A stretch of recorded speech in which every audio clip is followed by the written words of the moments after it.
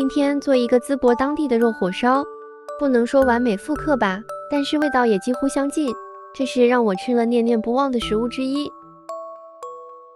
200克普通面粉加1颗盐，2颗酵母粉，煸到温水边搅拌，最后和成一个光滑的面团。盖上盖子或者是保鲜膜，醒发至2杯大。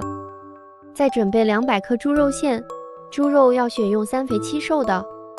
把屏幕上的所有调料放进来，然后给它搅拌均匀。醒发好的面全部是气孔，我们放在案板上给它揉搓排气。最后搓成一个长条，分成同等大小的剂子，每一个大概和咱们平时包包子大小就可以。再把它稍微揉一下，擀成一个大大的饺子皮。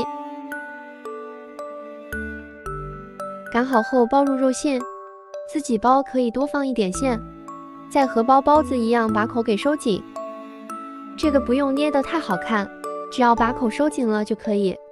再用擀面杖给它擀薄，因为我们做的是火烧，不是锅盔，所以擀的不要特别薄，稍微有点厚度就可以。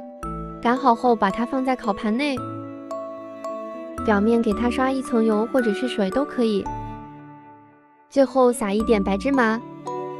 烤箱210度烤15到20分钟，很快我们的火烧就烤好了。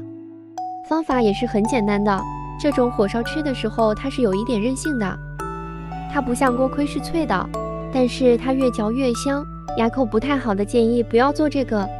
但是我喜欢吃呀，因为它真的很香很香。有时间你也试试这个做法吧。